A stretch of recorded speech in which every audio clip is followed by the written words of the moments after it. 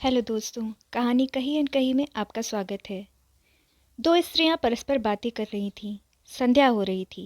अंधकार कमरे में पड़ रहा था, पर वे अपनी बातचीत में इतनी लीन थीं कि उन्होंने इसकी तनिक भी परवाह न की। एक की अवस्था 26 वर्ष के लगभग थी और दूसरे की 15 वर्ष की। दोनों संभ्रांत कुल की शिक्षित महिलाएं थीं।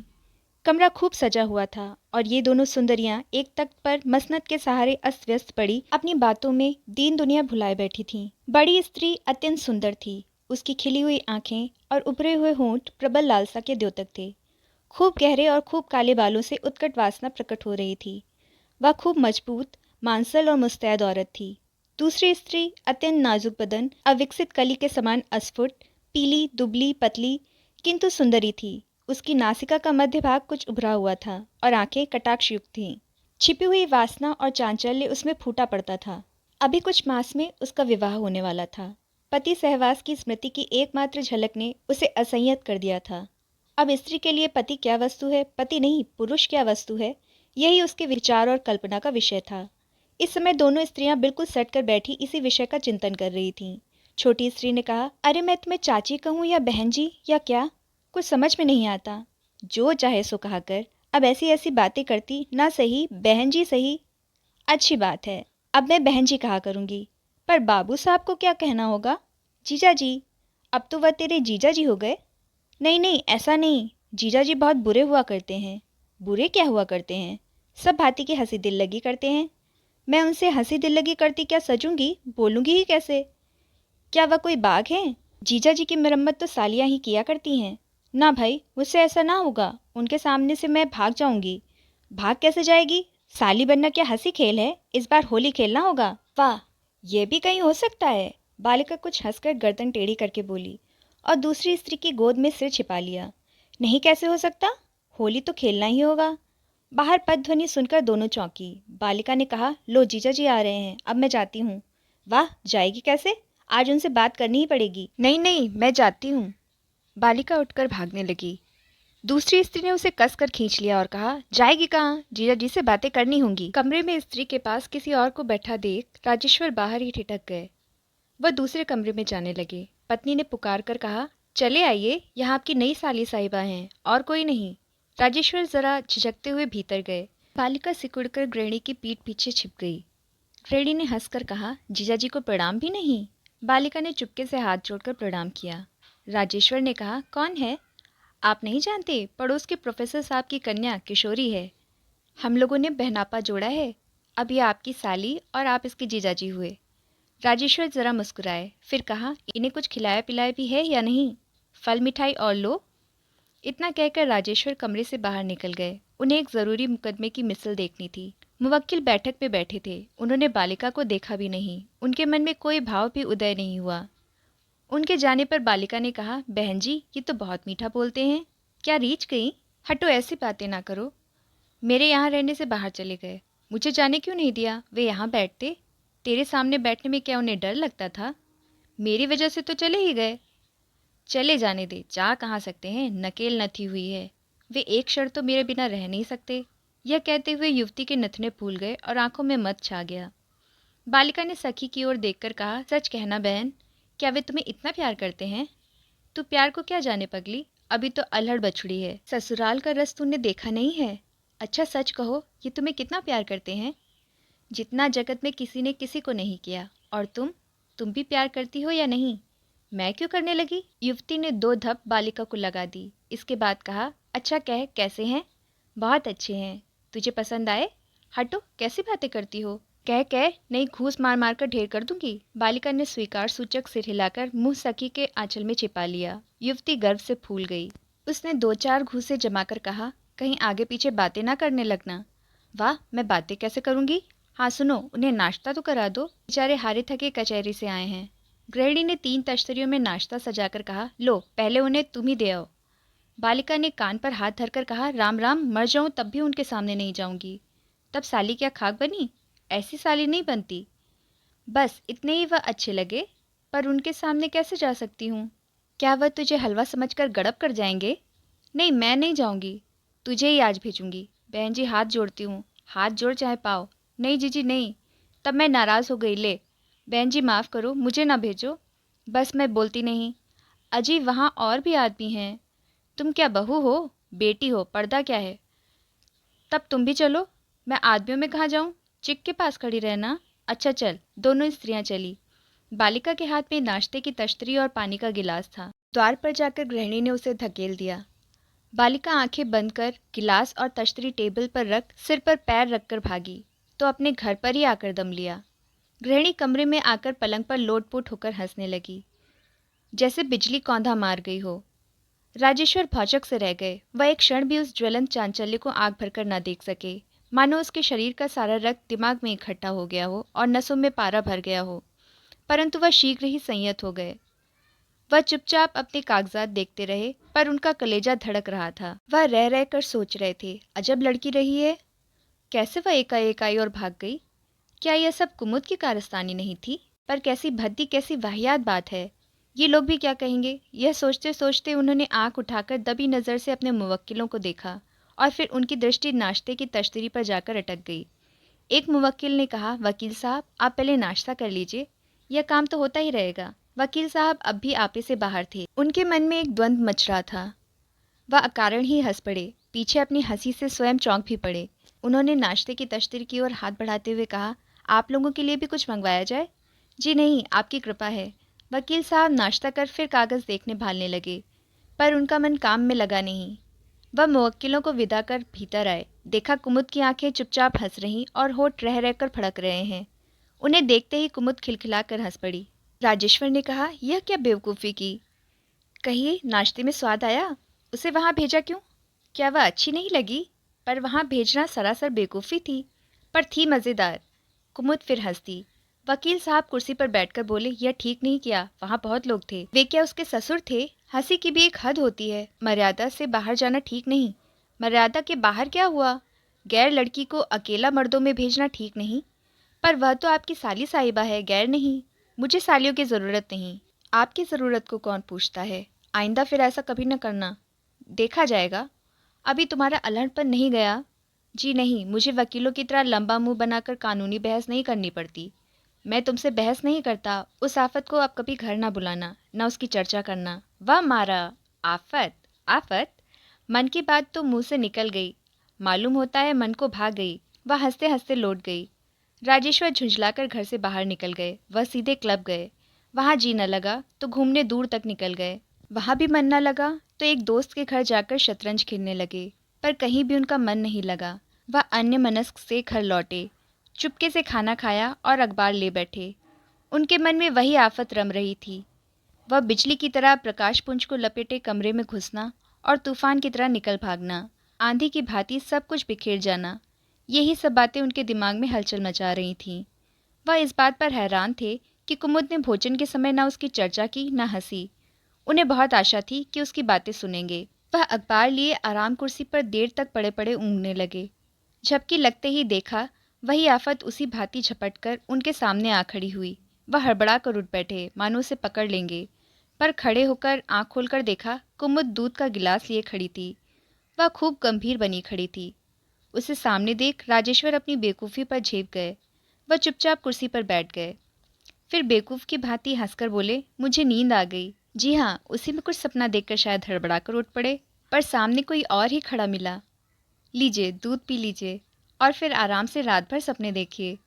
कुमुद ने अब भी अपनी गंभीरता भंग न की। राजेश्वर सोच ही न सके क्या जवाब दें। वह चुपचाप दूध पीने लगे। कुमुद उन्हें एक पान देकर चली गई तो राजेश्वर ने उसका हाथ पकड़कर कहा, भागती कहाँ हो? अपनी उस नई सखी का सब हाल सुनाओ। जी, उसकी बात ना कीजिए। नहीं नहीं, बताओ तो, तुमने क्या समझकर उसे वहाँ भेजा था? जी नहीं श्रीमान जी, उसकी बात करने का मुझे हुक्म नहीं है। राजेश्वर ने कुमुद को खींचकर कुर्सी पर गिरा दिया और दोनों हाथों से गला दबाकर कहा, बोलो नहीं तो गला घोंट दूंगा। घोंट दीजिए श्रीमान जी, पर एक सांस ले लेने दे। अच्छा लो एक सांस। कुमुद झटका देकर उठी और राजेश्वर को गिराती तथा कुर्सी में अटकी अपनी साड़ी फाड़ती और हंसती हुई वहां से भाग गई। राजेश्वर बकझक करते ही रह गए। वकील साहब की उम्र 40 को पार कर गई थी। वह बहुत गंभीर और उदासीन प्रकृति के आदमी थे। अपने मुवक्किलों में रूखे और खरे तथा अदालत में तीखे आदमी प्रसिद्ध थे। बहुत कम उन्हें हंसी दिल लगी करते देखा गया था। उनके यार दोस्त भी कम थे। रसिकता नाम की कोई वस्तु उनमें थी ही नहीं, परंतु किशोरी जैसे उनकी आंखों में तप्त सलाई की भांति घुस गई हो। उनका मन न कचहरी में लगता था न मुवक्किलों में। वह कुमुद से उसकी चर्चा करते भय खाते थे, पर घर में आते ही चारों ओर आंखें फाड़ फाड़ कर देखते कि क्या किशोरी कहीं दीवार के कोने में छिपी तो नहीं है। वह बड़ी सावधानी से घर में घुसते। वहाँ कुमुद किशोरी की कुछ चर्चा करती है या नहीं, इस बात की वह बराबर टोह रखते। कुमुद उनकी सदैव ही प्रतीक्षा करती मिलती। वह मानो मन ही मन पति की इस भावना को समझ गई थी, इसीलिए उन्हें देखते ही उसकी सदा की हंसती हुई आंखें और भी उत्फुल्ल हो जाती थीं। दोपहर का समय था। कचहरी की छुट्टी थी। वकील साहब भोजन कर चुपचाप पलंग पर पड़े पान कचर रहे थे।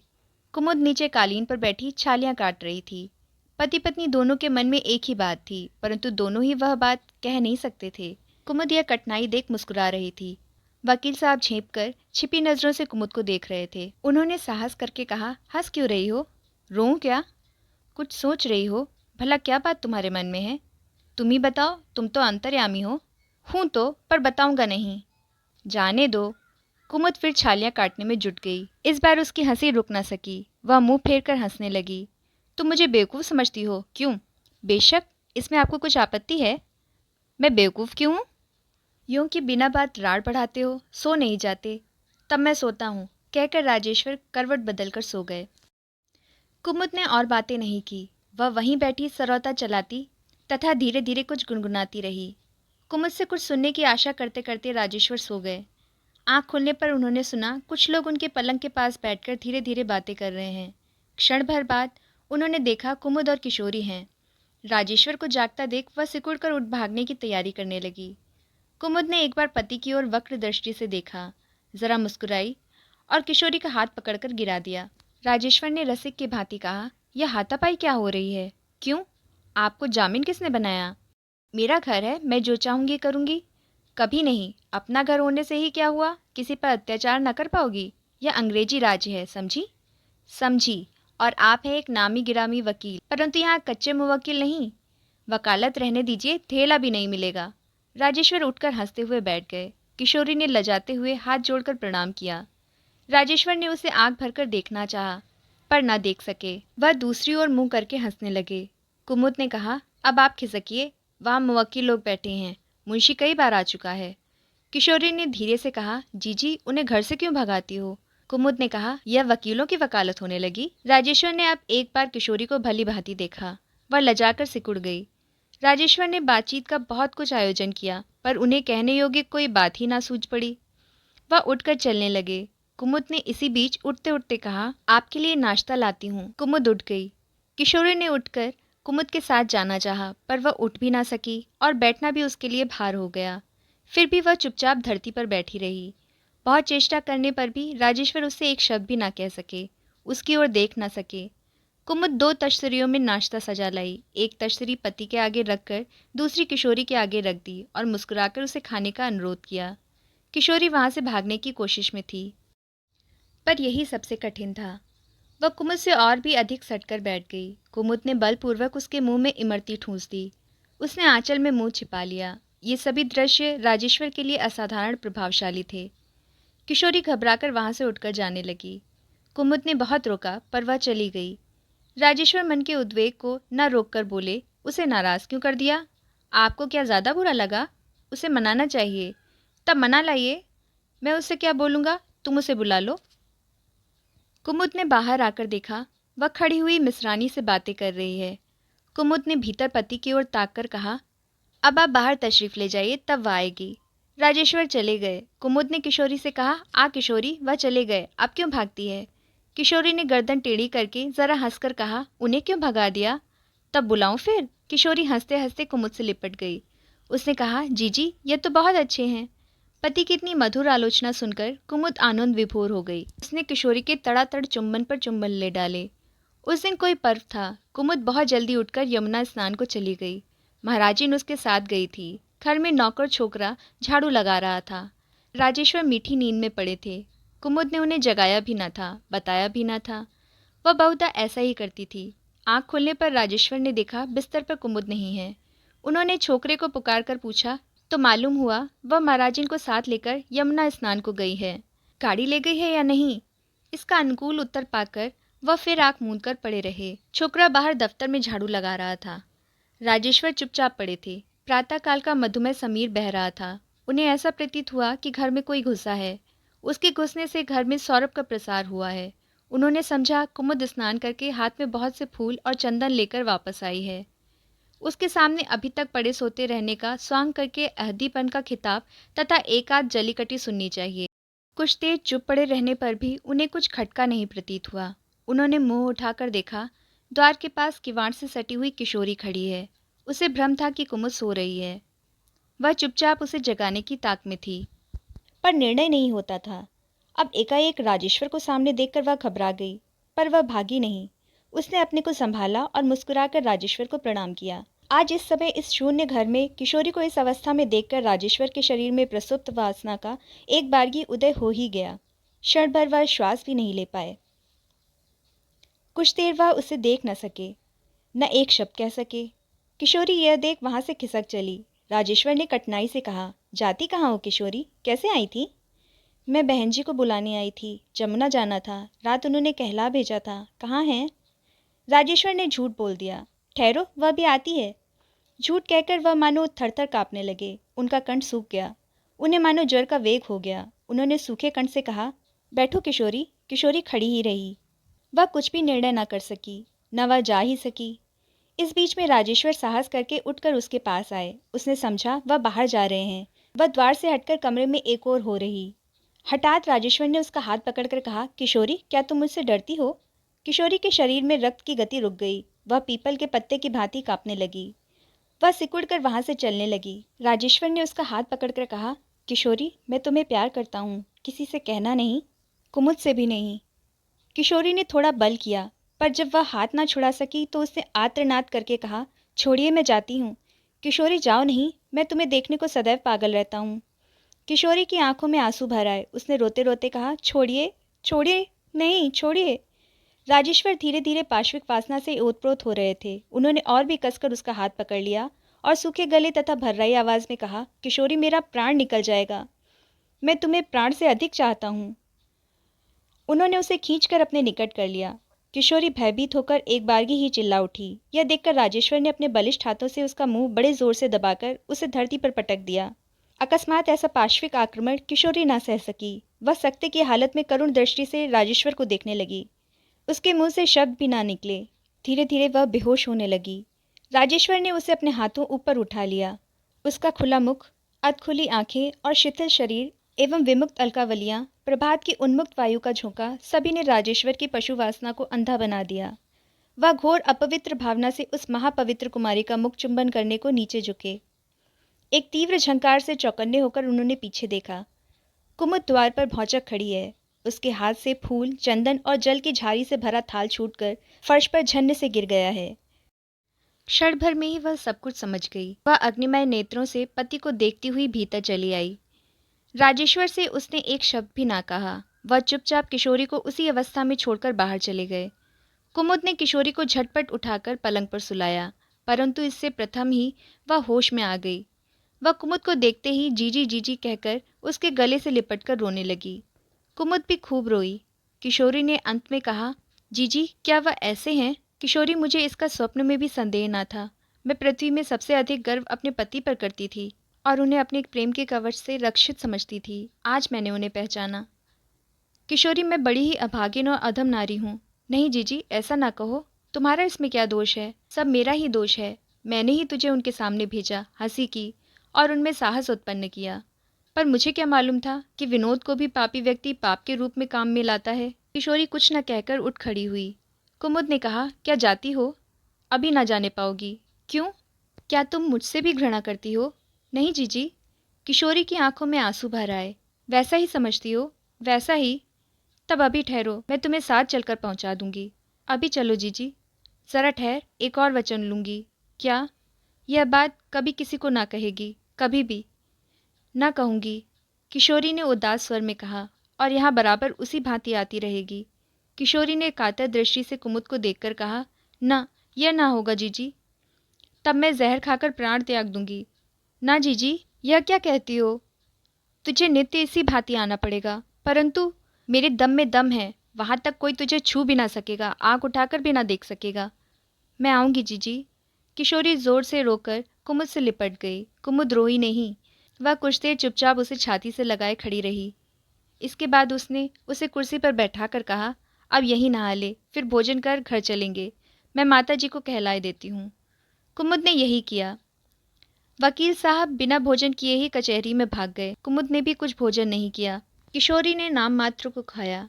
इसके बाद कुमुद किशोरी के घर जाकर उसे छोड़ आई। उस दिन संध्या तक वह वहीं रही। चलती बार एकांत पाकर उसने किशोरी के पैर छूकर कहा, किशोरी, मेरी इज्जत तेरे हाथ है। तूने वचन दिया है, पूरा करना। किशोरी ने कुमुद की गोद में मुंह छिपाकर कहा, यह क्या कहती हो जीजी, प्राण जाए पर वह बात मुंह से न निकलेगी। कुमुद ने व्याकुल दृष्टि से उसे ताकते हुए कहा, उनसे साक्षात होने पर तुझे उसी भांति बोलना और व्यवहार करना पड़ेगा जिस भांति अब तक करती रही है। किशोरी ने आंखों में आंसू भरकर कहा, मैं करूंगी जीजी। कुमुद उसे छाती से लगा और प्यार करके घर चली आई। रात को राजेश्वर साहस करके घर में आए। कुमुद फर्श पर बैठी कुछ फटा वस्त्र सी रही थी। वह सामने कुर्सी पर बैठकर अकारण ही हंसने लगे। कुछ ठहर कर कुमुद ने कहा, भोजन हुआ या नहीं? मैं ज़रा किशोरी के घर गई थी, भोजन कर लिया। वह फिर हंसने लगे। कुमुद अपना वस्त्र सीती रही। उसने सीते सीते ही कहा, आप सुबह खाना बिना खाए ही क्यों चले गए थे? भूखी नहीं थी, फिर तुम्हारे तीखे नयनों का भी भय था। वह फिर ही करके हंसने लगे। कुमुद ने वस्त्र और सुई एक तरफ रख दी। वह एक कुर्सी पर पति के सामने बैठ गई। उसने कहा, आज बहुत हंसी आ रही है, इसका कारण क्या है? कुछ भी जवाब न देकर राजेश्वर जोर जोर से हंसने लगे। इसके बाद वह कचहरी, मुवक्किल आदि की बहुत सी फालतू बातें बक गए। कुमुद ने सहज गंभीर स्वर में कहा, सुबह की घटना का क्या कारण था? राजेश्वर सहम गए, परंतु वह फिर ही करके हंस दिए। उन्होंने कहा, उसी ने छेड़छाड़ की थी। उसने क्या किया था? छेड़छाड़? अच्छा, फिर आपने क्या किया? मैंने भी वही किया। वह फिर ही करके हंसने लगे। अर्थात? अर्थात? वह फिर हंसने लगे। कुमुद ने कहा, आपने भी छेड़छाड़ की तो क्यों? कुमुद के प्रश्न का लहजा देखकर वकील साहब जरा सिटपिटाए, पर फिर उन्होंने हंसकर कहा, मेरा क्या कसूर है? वह क्यों आई थी मेरे पास? क्या आप समझते हैं कि वह इसीलिए आई थी? इसीलिए आई होगी। राजेश्वर पत्नी की आंखों से दृष्टि न मिला सके। वह इधर उधर देखने लगे। चाह कर भी वह हंस न सके। कुमुद ने अपने वस्त्र से पिस्तौल निकालकर धीरे से उसका घोड़ा दबाया। यह देख राजेश्वर का रोम रोम कांप गया। वह कुर्सी से उछलकर खड़े हुए। उन्होंने चीख कर कहा, यह क्या तुम मुझे गोली मारोगी? अभी नहीं, मैं यह देख तो लूं कसूर किसका था। जिसका कसूर होगा उसे ही गोली मारी जाएगी। हाँ श्रीमान जी, कहिए, वह क्या इसीलिए आई थी? मैं कैसे कह सकता हूँ? तब आपने यह कहा कैसे? राजेश्वर कुछ भी जवाब ना दे सके। वह इधर उधर ताकने लगे। कुमुद ने खड़े होकर कहा, बैठ जाइए श्रीमान, आप ठीक ठीक बताइए कि वह क्यों आई थी। यह मैं नहीं जानता। आप अवश्य जानते हैं। मैं नहीं जानता, उन्होंने क्रोध के स्वर में कहा। आप क्या इस समय क्रोध भी करने की हैसियत रखते हैं? कहिए, वह क्यों आई थी, सत्य कहिए। आप मेरे पति हैं, मैंने आपको देवता समझा है। वह यमुना ले जाने के लिए आई थी। तब आपने उसे छेड़ा? राजेश्वर ने नीची गर्दन किए धीमे स्वर में कहा, हाँ। उसने क्या किया? मिन्नतें की, फिर भय से बेहोश हो गई। आपने यह कुकर्म क्यों किया स्वामी? राजेश्वर चुपचाप कुमुद के मुख को ताकते रहे। वह बोल न सके। कुमुद ने कहा, मेरा जीवन, गृहस्थ धर्म, पुण्य सभी अकारत हुआ। जिसे मैंने देवता समझकर पूजा, वह अब इतने दिन बाद पशु प्रमाणित हुआ। राजेश्वर चुप बैठे रहे। कहिए स्वामिन, मेरे पूज्य देवता, क्या मैंने नित्य आपके पैरों की धूल मस्तक तक नहीं लगाई? राजेश्वर चुप रहे। क्या मैंने सदा आपकी परछाई को अपने समस्त प्राण और शरीर से अधिक पवित्र नहीं समझा? राजेश्वर फिर भी नहीं बोले। कुमुद ने फिर कहा, क्या मैंने अनगिनत व्रत उपवास करके आपके जीवन, आपके प्राण, आपके व्यक्तित्व की रक्षा के लिए देवताओं से याचना नहीं की? क्या इस पृथ्वी पर आपके समान पवित्र, महान सद्गुण युक्त पुरुष मेरी दृष्टि में दूसरा है? राजेश्वर की आंखों में आंसू आकर बहने लगे। उनके होंठ हिले। वह कुछ न कह सके। कुमुद के स्वर में दृढ़ता थी। उसने कहा, श्रीमान जी, क्या आपके घर आने पर किसी भले घर की बेटी की इज्जत की रक्षा भी संभव नहीं हो सकती? आपकी धर्मपत्नी से मिलने क्या किसी की बहू बेटी का यहाँ आना इतना भयानक है? आप वकील हैं, प्रतिष्ठित हैं, विद्वान हैं। लोग आपको सलाम करते हैं, आपको हुजूर कहकर पुकारते हैं, आपको बड़ा समझते हैं। आप एक जिम्मेदार सद्गृहस्थ हैं। पर क्या इन सब उत्तरदायित्वों की बातों को आप पहचानते हैं? क्या कुमारी कन्याओं की माताएं आपकी पत्नी की पवित्रता पर विश्वास करके अपनी पुत्रियों को भेज देती हैं, तो यह उनकी भारी भूल नहीं? क्या आपका यह घर अति अपवित्र और सामाजिक जीवन का दुर्घट स्थान नहीं? राजेश्वर ने आवेश में आकर कहा, कुमुद, तुम मुझे गोली मार दो अथवा पिस्तौल मुझे दो, मैं स्वयं इन पतित प्राणों का अपहरण करूंगा। मुझे अब लज्जित ना करो। कुमुद ने अति गंभीर वाणी में कहा, स्वामी, क्या कभी और कहीं भी आपने ऐसा पाप किया था? नहीं कुमुद, मन वचन कर्म से कभी नहीं। कुमुद, क्या तुम विश्वास ना करोगी? मैं विश्वास के योग्य नहीं रहा। वह कुर्सी को छोड़कर धरती पर बैठ गए और दोनों हाथों से मुंह ढककर रोने लगे। कुमुद ने पिस्तौल स्वामी के आगे रखकर कहा, इसमें अपराध मेरा है, आप मुझे गोली मार दीजिए, मैं स्वयं आत्मघात न कर सकूंगी। तुम्हारा क्या अपराध है कुमुद? मैंने ही इस पाप का बीज बोया, मर्यादा के विपरीत उस कन्या को हास्य में तुमसे परिचित कराया, तुम्हारा और उसका भी साहस बढ़ाया, परंतु मुझे यह स्वप्न में भी कल्पना न थी कि पुरुष इतने पतित होते हैं। स्वामी, स्त्री एक ऐसी कोमल लता है जो पुरुष रूपी दृढ़ वृक्ष के सहारे लिपटी रहती है। पुरुष स्त्री के लिए आदर्श वस्तु है। स्त्रियां हर बात में पुरुष को श्रेष्ठ और आदर्श मानती हैं, पर पुरुष यदि आदर्श से इतने गिर जाएं, तो फिर जीवन के एकांत क्षण भी विनोद और सरस जीवन से रहित हो जाएं। तुम सच कहती हो कुमुद, परंतु इसी युक्ति के आधार पर मैं कहता हूँ कि तुम अपराधी नहीं। यदि तुमने अपने दाम्पत्य परिधि के विनोद में उस बालिका को सम्मिलित किया, तो इसमें तुम्हारा दोष न था। तुम मेरी पत्नी हो, यह मुझे समझना चाहिए था। वह तुम्हारी सखी है, उसकी मर्यादा का पालन तो मुझे करना था। कुमुद, मैं समझ गया, पतित मैं हूँ, पाप तो मैंने किया है, परंतु वह तुम्हें पापिन समझेगी। वह यही समझेगी कि वह चरित्रहीन स्त्री पराई बहू बेटियों को सहेली बनाकर अपने पति से संश्लिष्ट कराती है। हाय, मैं यह कैसे सह सकूंगा कुमुद? वही तो स्वामी, उत्तम है, तुम मेरा प्राण हरण करके स्वयं भी आत्मघात कर लो। पिस्तौल में 3 गोलियां हैं। कुछ देर राजेश्वर स्तब्ध बैठे रहे। इसके बाद उन्होंने कहा, नहीं कुमुद, यह ठीक दंड ना होगा, हमें प्राणनाश ना करना चाहिए। क्या तुम विश्वास करती हो कि मेरी प्रवृत्ति बदल गई है? तुम्हारी सखी के प्रति मेरे भाव अब क्या हैं, यह भी जानती हो? हाँ, और सदैव आजन्म संसार भर की स्त्रियों के प्रति मेरे क्या भाव रहेंगे, यह भी समझ गई? समझ गई। प्रिय, इस पाप का हम दोनों को ही प्रायश्चित करना होगा। कौन प्रायश्चित? अब सो रहो, सुबह कहूँगा। अच्छी बात है, एक अनुष्ठान जोड़ देना होगा। वह क्या? 3 वर्ष तक हम दोनों पृथक कमरे में शयन करेंगे। अच्छी बात है, कभी स्पर्श न करेंगे। अच्छा, यह बात कभी किसी पर किसी भांति प्रकट न की जाएगी। यदि प्रकट हो गई तो उसी दिन से शुरू करके फिर 3 वर्ष गिने जाएंगे। अच्छा कुमुद, यही होगा। हम लोग भूमि पर सोएंगे, एक वक्त भोजन करेंगे। मंजूर है। अब स्वामी, आज के मेरे इस अप्रिय व्यवहार पर दया कीजिए। जाइए, बाहर आपके शयन की उचित व्यवस्था हो जाएगी। राजेश्वर चुपचाप चले गए। होली का दिन था। कुमुद रसोई बना रही थी। एक थाल को आंचल से छिपाए किशोरी वहां पहुंच गई। वह बहुमूल्य गुलाबी साड़ी पहने थी। कुमुद के सामने वह खड़ी खड़ी हंसने लगी। कुमुद ने उसे भोजन का निमंत्रण दिया था। इतनी जल्द उसे आया देखकर उसने कहा, इतनी भूखी हो, अभी से आ गई? अभी तो कुछ बना भी नहीं। मैं बना लूंगी, परंतु पहले इधर देखो। उसने थाल की ओर इशारा किया। यह क्या है री? उसने थाल पर से आंचल हटाया। उसमें रोली, गुलाल, रंग और मिठाई थी। उसने लज्जा से लाल चेहरे को ऊपर उठाकर कहा, मैं जीजा जी से होली खेलने आई हूँ। पागल हुई है क्या? जो समझो, उन्हें बुला दो ना। इसकी ज़रूरत नहीं है, तू बैठ, मैं स्वयं बुला लाती हूँ। नहीं, वह नहीं हो सकता, कुमुद ने अत्यंत रूखे स्वर में कहा। किशोरी की आंखों से टप टप आंसू गिरने लगे। वह उसी भांति थाल लिए खड़ी रही। उसकी आंखों में आंसू देख कुमुद रसोई छोड़ उठकर उसके पास आई। इसके आंसू पोंछकर कहा, अरे रोती क्यों है री पगली? मैं होली खेल कर जाऊंगी। उस दिन तुमने क्या कहा था जानती हो? कुमुद ने क्षण भर किशोरी की ओर देखा। उसकी आंखें भर आईं। वह बिना उससे कुछ कहे राजेश्वर को बुला लाई। भीतर आकर राजेश्वर ने देखा किशोरी चुपचाप थाल गोद में लिए खड़ी है। उसकी शोभा ओस से भीगे गुलाब के समान थी। उन्होंने मुस्कुराकर कहा, मामला क्या है? बेवक्त की तलबी क्यों? आपकी साली साहिबा होली खेलने आई हैं, जूता उतार कर भीतर आइए।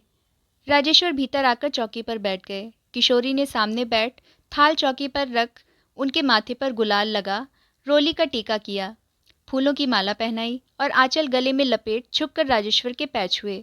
फिर मुस्कुराकर धीमे स्वर में कहा, इसमें से कुछ मिठाई खाइए। राजेश्वर ने बलपूर्वक आंसू रोककर मिठाई का एक टुकड़ा खाया।